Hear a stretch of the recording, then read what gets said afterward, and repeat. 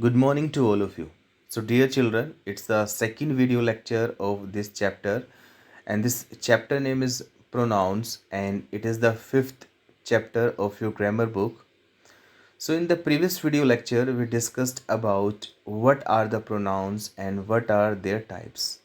So, in this video lecture, we are going to discuss some further parts of pronouns, and for this, you have to open the page number 34 of your grammar book. So, please open page number 34 of your grammar book. Interrogative pronouns. So, we have to understand what are the interrogative pronouns. Intro means like to ask question. ऐसे pronouns जो question पूछने के लिए प्रयोग किए जाते हैं उन प्रोनाउंस को बोलते हैं interrogative pronounce like who, whom, whose, which and what are interrogative pronouns used for people. इनमें से कुछ pronouns ऐसे हैं जो people के लिए यानी कि इंसानों के लिए प्रयोग किए जाते हैं like who, whom, whose, which. ये pronouns क्या हैं? people के लिए प्रयोग किए जाते हैं used for things what and which. what and which है ये हम things के लिए प्रयोग करते हैं. देखो इसमें ध्यान रखना कि विच है वो कॉमन है, वो पीपल के लिए भी और थिंग्स के लिए भी, दोनों के लिए प्रयोग किया जाता है. Some examples are written here, let's understand them. Who has made this painting? यह पेंटिंग किसने बनाई है? So we want to know about the painter, that is a person. So who is right here? whom did you want to meet? तुम किससे मिलना चाहते थे? so, जिससे मिलना चाहते थे वो भी एक पर्सन था, तो इट मीन्स यहाँ पे हमने हु प्रयोग किया पर्सन के लिए. Whose is this pair of gloves? ये जो पेयर ऑफ ग्लोव्स है उसका मालिक कौन है, किसके हैं पेयर ऑफ ग्लोव्स? तो वो भी एक पर्सन है. तो हु, होम, हुज और विच हम पर्सन के लिए प्रयोग करते हैं, पीपल के लिए प्रयोग करते हैं, लोगों के लिए प्रयोग करते हैं. What do you want? तुम क्या चाहते हो? अब वट को देखो हमने किसी पर्सन के लिए नहीं प्रयोग किया, किसी थिंग के लिए, किसी आइडिया के लिए प्रयोग किया है. तो वट को और विच को हम थिंग्स के लिए प्रयोग करते हैं. जो विच है वो कॉमन है. जैसे मैं कहता हूँ कि which is your favourite food. अब मैं विच को प्रयोग कर रहा हूँ फूड के लिए. तुम्हारा फेवरेट फूड कौन सा है? तो फूड क्या है? एक थिंग है, एक वस्तु है, एक नॉन लिविंग ऑब्जेक्ट है, तो उसके लिए हमने विच प्रयोग किया है. फिर मैं कहता हूँ कि which is your favourite hero. अब जो हीरो क्या है? एक पर्सन है. तो विच को हम थिंग्स के लिए भी प्रयोग कर सकते हैं और पर्सन्स के लिए भी प्रयोग कर सकते हैं, right? whom being very formal is now rarely used. Who is the preferred pronouns even where whom is grammatically correct. जो whom होता है, whom के स्थान पे हम who भी प्रयोग कर सकते हैं. जैसे कि एग्जाम्पल में दिया हुआ है who did you want to meet. देखो ऊपर कुछ एग्जाम्पल्स दिए हुए हैं, उसमें लिखा है whom did you want to meet. यहाँ पे लिखा है who did you want to meet. दोनों ही सेंटेंसेस का मीनिंग सेम है. तो हमें समझाया गया है कि जहाँ पे हम whom प्रयोग करते हैं वहाँ पे हम who भी प्रयोग कर सकते हैं. whom के स्थान पे who का प्रयोग करना भी ठीक होता है. For this understanding you have to solve exercise number 3. Now let's understand what are the reflexive pronouns and emphasizing pronouns. These pronouns we have to understand. You can see that reflexive and emphasizing pronouns, formation of both pronouns are same.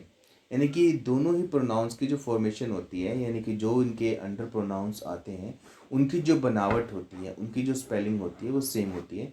तो difference क्या है वो हमने समझना है. देखो both reflexive and emphasizing pronouns have the same form. Myself, ourselves, yourself, yourselves, himself, herself, itself, themselves. इन सभी के सभी रिफ्लेक्सिव और एम्फसाइजिंग प्रोनाउंस हैं. Reflexive pronouns are used as the receiver of an action. जो reflexive pronouns हैं वो action के रिसीवर की तरह प्रयोग होते हैं. एक्शन का रिसीवर कौन होता है? ऑब्जेक्ट होता है. तो यहाँ पे कहने का मतलब है रिफ्लेक्सिव प्रोनाउंस जो हैं वो ऑब्जेक्ट की तरह प्रयोग होते हैं. ऑब्जेक्ट की तरह कैसे, हमने बात समझनी है. देखो जब सब्जेक्ट और ऑब्जेक्ट दोनों एक ही पर्सन हो तो ऑब्जेक्ट के स्थान पे हम रिफ्लेक्सिव प्रोनाउंस प्रयोग करते हैं. कुछ एग्जाम्पल से समझते हैं इस बात को. जैसे मैं कहता हूँ कि मोहित हर्ट रोहित. मोहित ने रोहित को हर्ट किया, मोहित ने रोहित को हर्ट किया। अब इस सेंटेंस में मोहित सब्जेक्ट है और रोहित ऑब्जेक्ट है, तो फिर मैं कहता हूँ कि मोहित हर्ट हिमसेल्फ। मोहित ने खुद ब खुद को, यानी कि मोहित ने अपने आप को हर्ट किया। अब सब्जेक्ट भी मोहित है और ऑब्जेक्ट भी मोहित है। जब सब्जेक्ट और ऑब्जेक्ट दोनों सेम पर्सन हो, दोनों एक ही पर्सन हो, तो हम ऑब्जेक्ट के स्थान पे रिफ्लेक्सिव प्रोनाउंस को प्रयोग करते हैं। Look at these examples. How did you hurt yourself? तुमने अपने आप को हर्ट कैसे किया? She blamed herself for her problems. उसने अपने आप को उन प्रॉब्लम्स के लिए, अपनी प्रॉब्लम्स के लिए ब्लेम किया। तो यहाँ पे सब्जेक्ट और ऑब्जेक्ट दोनों ही एक ही पर्सन है, इसलिए हमने यहाँ पे रिफ्लेक्सिव प्रोनाउंस का प्रयोग किया। So now let's understand what are the emphasising pronouns. Emphasising pronouns क्या होते हैं? Emphasising pronouns are used to convey emphasis. Emphasis करने के लिए, दबाव देने के लिए, जोर डालने के लिए हम एम्फसाइजिंग प्रोनाउंस को प्रयोग करते हैं। जैसे I myself lock the door. मैंने खुद ब खुद, यानी मैंने खुद लॉक को डोर किया। मैं इस बात पे जोर दे रहा हूँ कि मैंने वो काम किया। He himself sign the letter. उसने खुद ब खुद लेटर साइन की, उसने खुद लेटर साइन की। मैं इस बात पे जोर दे रहा हूँ कि उसने खुद ये काम किया। माई मोम her self cook the food. मेरी मम्मा ने खुद ब खुद खाना बनाया।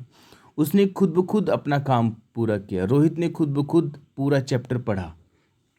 तो जब हम एम्फसाइज करते हैं, उस कंडीशन में हम एम्फसाइजिंग प्रोनाउंस प्रयोग करते हैं सब्जेक्ट के बाद, right?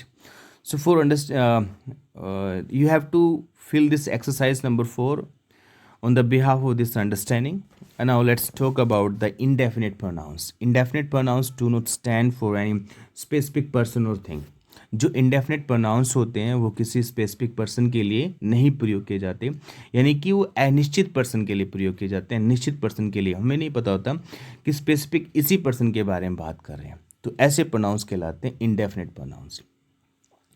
Indefinite pronouns may be of two kinds. दो तरह के हो सकते हैं ऑफ प्रोनाउंस। ऐसे प्रोनाउंस जो ऑफ से कनेक्टेड हो, जैसे कि some of the books. Some के बाद ऑफ है, उसके बाद बुक्स है।